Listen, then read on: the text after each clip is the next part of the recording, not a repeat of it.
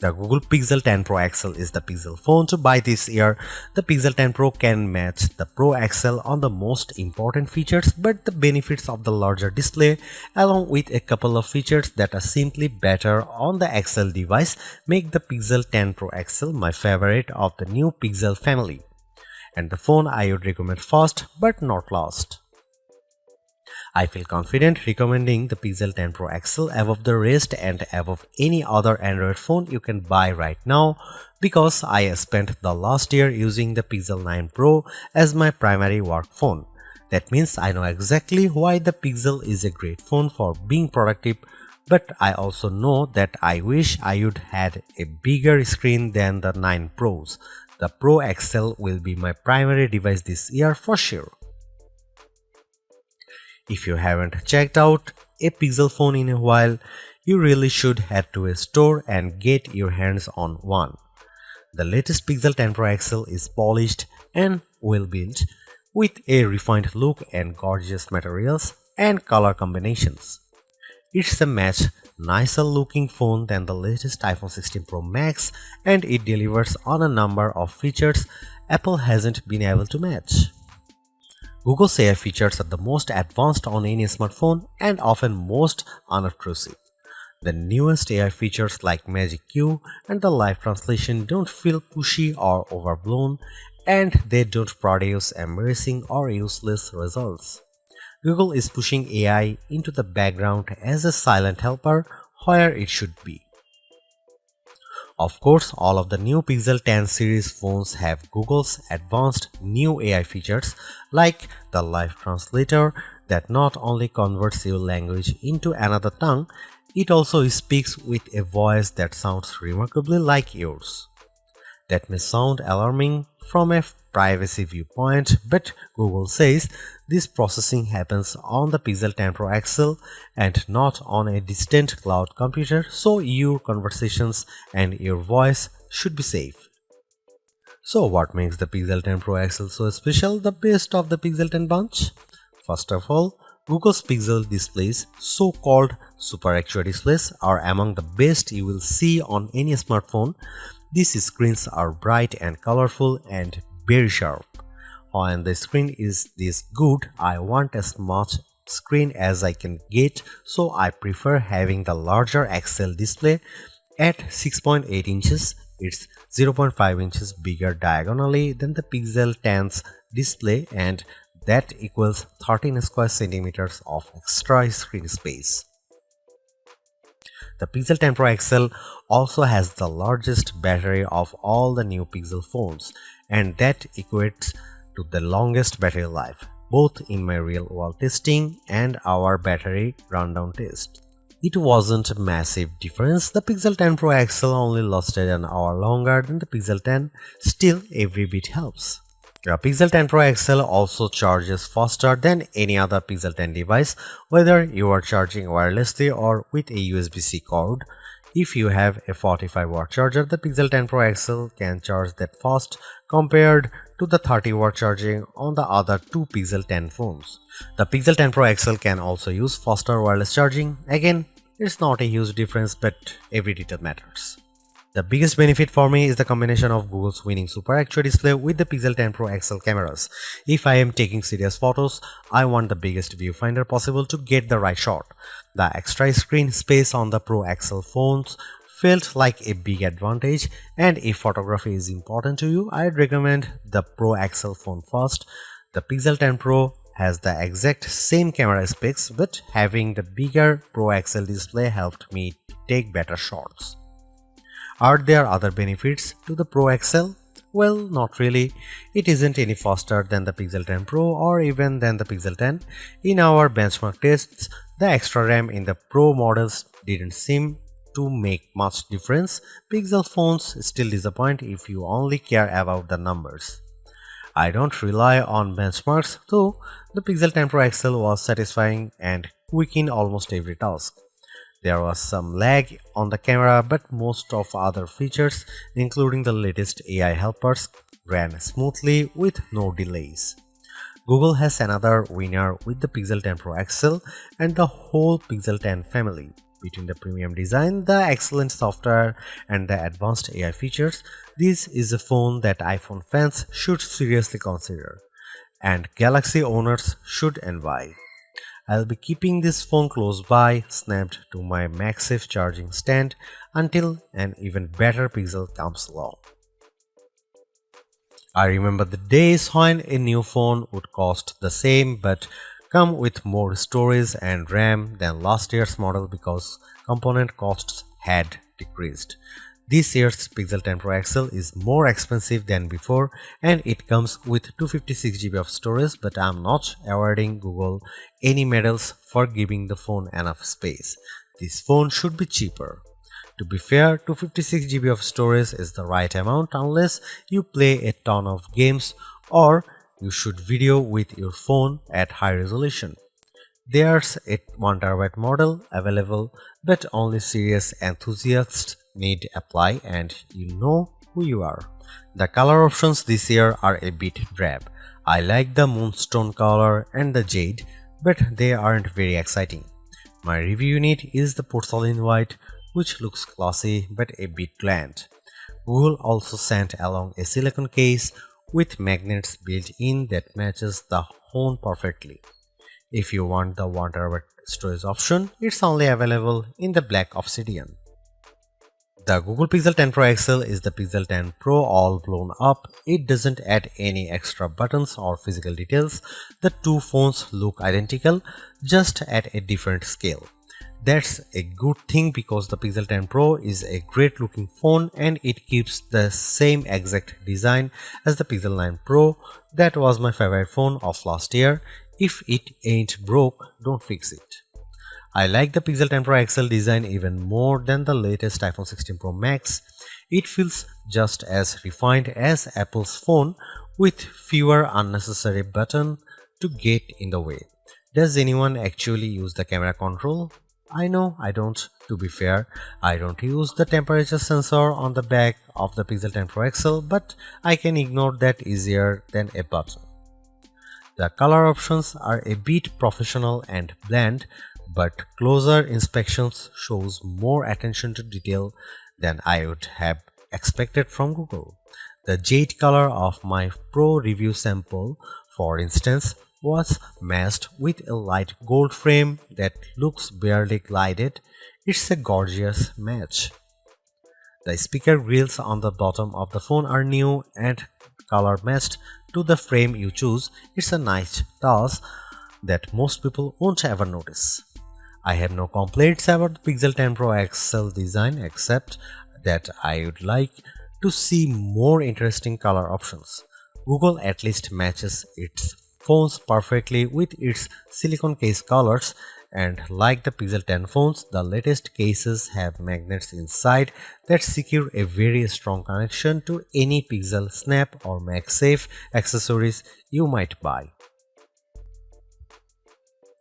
Wow, I was expecting to be pleased with the Pixel 10 Pro XL's display, but this phone somehow looks even better than I anticipated. Google's Super Actua displays are among the best you will find on any smartphone. For the past few years, Google's new Pixel displays have been dominant, topped only by Samsung's best Ultra screen, and this year hasn't been disappointing at all. The Pixel 10 Pro XL is a joy to use in any situation. It's great in outdoor light, even for shooting photos or reading my social feeds. It's perfect for navigating in the car or on the street. It's a great phone for reading in the dark late at night or as a bedside lamp with the Pixel Snap screensavers. In fact, I like this display so much that I think it justifies paying more to have more of it. The Pro XL is the Pixel to buy not just because it has a bigger screen, but because the screen is so enjoyable that I want to have as much of it as possible. Whether I'm watching videos, taking photos, or playing games, the Pixel 10 Pro XL display is my favorite on any smartphone I own. The Google Pixel 10 Pro XL highlights Google's clean and well-designed interface. I love the Material 3 expressive interface design, as Google calls it Pixel version of Android. It's friendly without feeling cartoonish, and it packs plenty of useful widgets and tools that are easy to manage and don't hog my attention. With so much screen space, it was a joy to create AI wallpapers and populate my home screen with Google's sleek widgets. I let the phone set all of my icon and widgets colors to match my wallpaper, creating a unified theme, and the phone darkened the colors as the day went on, finally flipping to dark mode after sunset. That's the best of Pixel, a well-designed interface filled with just enough useful features to make the phone a tool you always want in your pocket.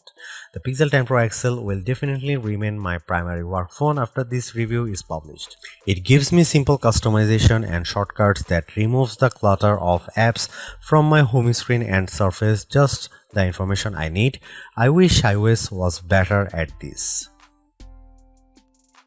The Pixel 10 Pro XL also has some of the most useful AI features you'll find on a phone, and I am a big fan of Google's call screening tools. I can let Google AI answer when an unknown number calls, and it will give me a text transcript of whether my caller says, then I can decide whether to answer the call or not. This feature is only available on Pro Pixel models, and it's worth the upgrade if you take a lot of calls. Apple lets you make a contact card for yourself that will accompany your phone number when you share your details. Google lets you make the contact card for your contacts instead of having them do the work. That seems like a better solution since not everybody owns an iPhone and Apple's contact card don't work across platforms. Even Google's Daily Hub is more useful than other attempts I have seen. Samsung, Motorola, and now Google all offer a homepage for your personal information gathered and summarized by AI. On my Galaxy S25 Ultra, the now brief page has been useless at best and oddly flippant at worst. On the Pixel 10 Pro XL, the Daily Hub offers more useful information, links I actually enjoy, and easy access to more information. There are still some odd and off-putting AI features, usually generative AI tools. The Recorder app, for some odd reason, offers a generate a musical background for your recordings. I don't really need a pop metal soundtrack for my business interviews. Thanks. Still, it's easy to ignore these oddities, and Google mostly doesn't shove its AI in your face. The Pixel 10 Pro XL and the Pixel 10 Pro have identical camera lenses and sensors, but I am calling the Pro XL the better camera phone because of the larger display and longer battery life. Both of those attributes are features that camera buyers look for, and they make a difference when shooting the pixels. The photos I got from the Pixel 10 Pro XL were fantastic, perhaps the best I have seen on any camera phone. The Pixel 10 Pro XL took photos with very accurate colors and plenty of details at every focal range. For night photography, it was no contest. The Pro XL took pics that looked like I had a professional flash gun attached, while the iPhone shots looked much darker and lacked focus.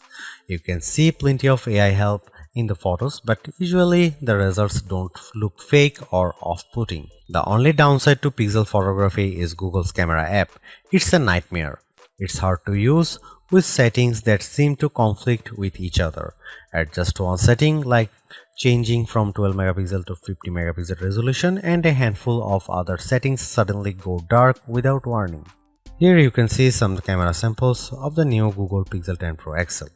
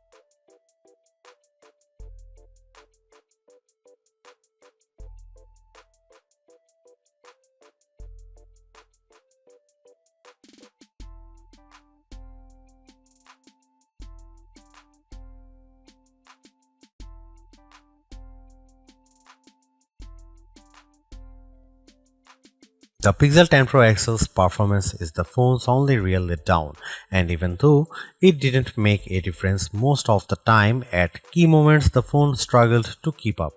The gap between Pixel performance and the rest of the smartphone world isn't shrinking, it's getting bigger and uglier every year. The Pixel 10 Pro XL had no trouble navigating the Android menus and launching apps as quick as can be, but not every feature was so smooth. I had trouble in the camera app, especially when I changed to the higher 50 megapixel resolution. The camera sometimes stalled after I hit the shutter button and made me wait for a few moments until I could snap my next shot. That's a huge disappointment, and I don't know any other phone outside cheap bargain options that fails to perform basic tasks this manifestly. I can press the shutter button on my OnePlus 13 as fast as my finger can fly, and it never misses a beat, likely thanks to the Qualcomm Snapdragon 8 Elite chipset inside. Qualcomm has a superior platform this year, and phone makers who don't use the latest Elite options are being left behind in more ways than one. I no longer think the Tensor G5 is good enough for the Pixel 10 Pro XL. It isn't.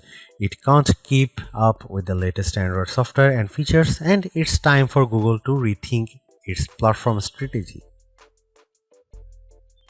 Google's made a few but effective upgrades to the Pixel 10 Pro XL. It's a masterclass in efficiency, changing and improving just enough to stay almost the top of the pack in the most areas.